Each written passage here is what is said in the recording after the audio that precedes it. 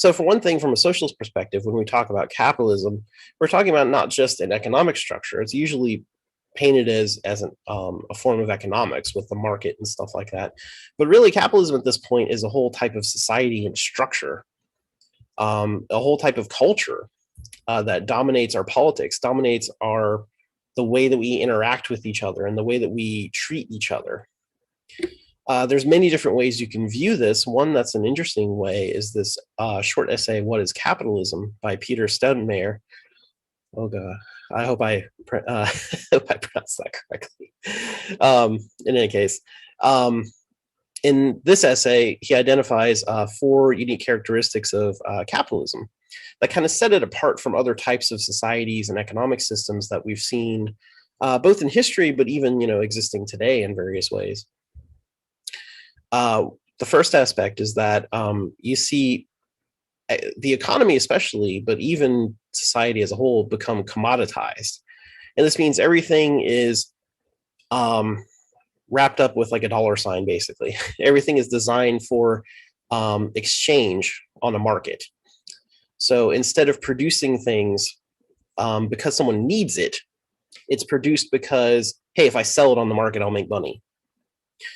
And so you have this kind of disconnect from production and need already in capitalism, because it's a focus on how do we make the profits, how do we make the wealth, how does somebody get more wealthy, get more get more money.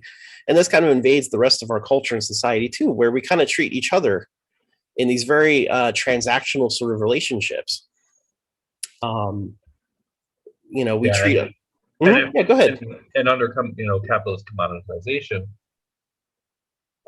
products that improve human need that aren't profitable go by the wayside. Right. So one of the things, and we'll probably get to some of the things that capitalism has to say about socialism, or capitalists have to say about socialism. But one thing you often hear is about innovation.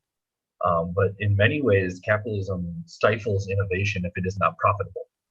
An example we talked about on Sunday on the call about Medicare for All was the Lyme disease vaccine.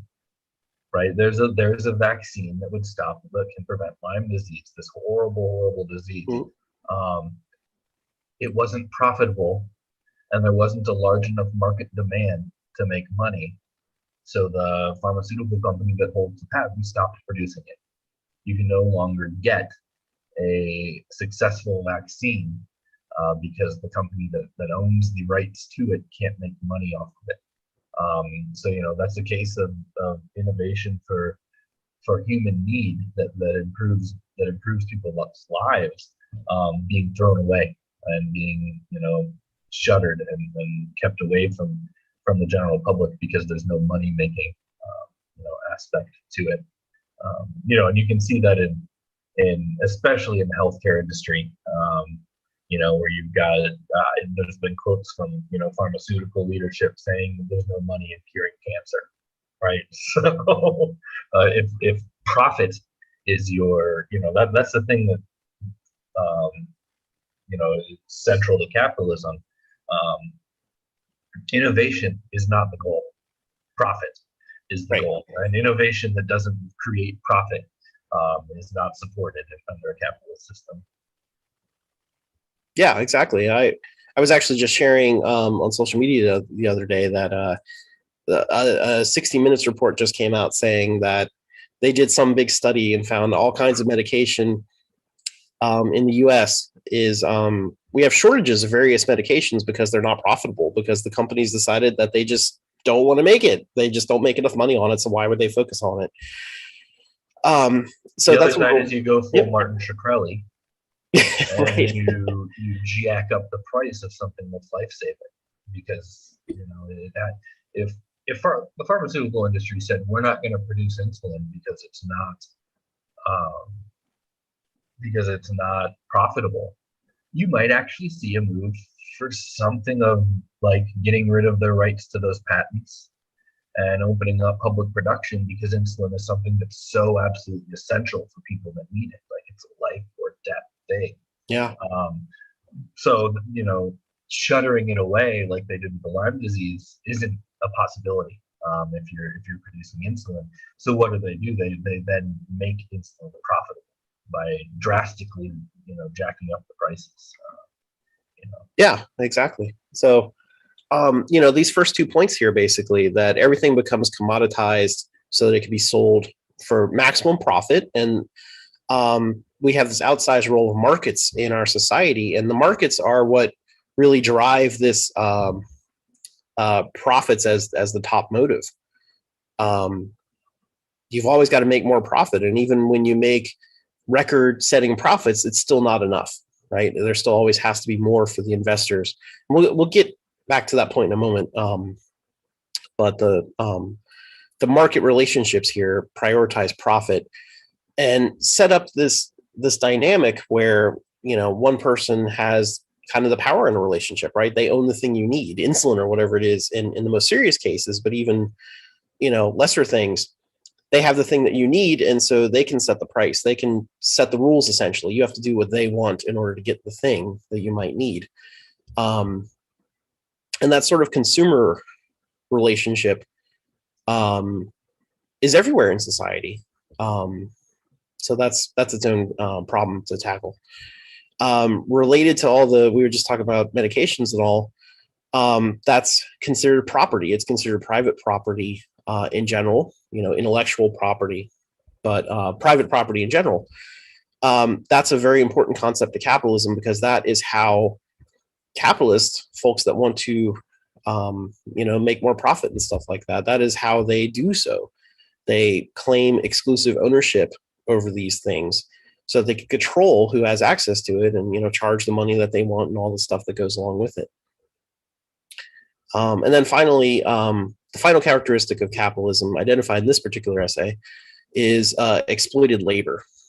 So the folks that are producing all of the commodities and the property and things like that are not the ones that actually own it or control it or get any decision making in it, right? They just kind of have to accept the decision making of the property owners, which are the wealthy capitalists and things. At the worst, this can become flat out chattel slavery, where humans are owned for their labor. But even in a wage type society that we live in today, folks are still exploited. You're not paid what you're actually producing, right? It's most of the profits, well, you know what I mean? All the profits, technically speaking, go to the folks that claim that exclusive private ownership. It doesn't go to the person that actually made it. And then you don't get any say-so in what happens with that product, like who uses it. Are you going to produce something that goes to create weapons, or whatever? There's lots of decisions that go into economics and production and things. And, the bottom line is that workers are not included in any of that. So these four characteristics altogether kind of define capitalism, or at least, describe it, many of its most important characteristics that set it different from other types of societies that could exist. And one phrase that I like is this grow or die imperative in capitalism, that capitalism always encourages more and more production because it needs more and more profits. And because it's related to this market thing, it's kind of equated that to get more profits, I have to produce more things.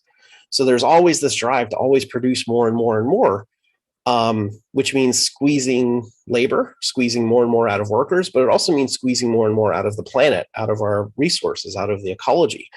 So capitalism is not only a social crisis, but it's leading to ecological crisis.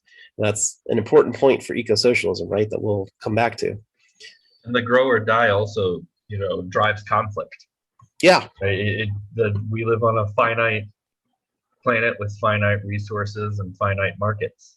We're largely at a point in modern society where there aren't new markets, right? The days of expanding around the world are kind of gone. Capitalism has expanded around the world, so we've lost the ability to continue expanding the size of the pie, I guess, for the lack of a better, analogy. The pie has reached kind of maximum size. So now it's all about, exploiting more labor, exploiting more natural resources, um, and deriving your profit in other ways, because there's really not a whole lot of places where you can kind of deliver your product to a new group of people that haven't had access and expand market wise like that. Mhm. So, the grow or die imperative is very much plays out in geopolitics, and why we have a world that's constantly at war, rather than serving the needs of the people. Yeah, exactly. So, these aspects of capitalism lead to, oppression and exploitation of people, of workers, of the planet, of natural resources, and then it drives all this conflict, war, and things.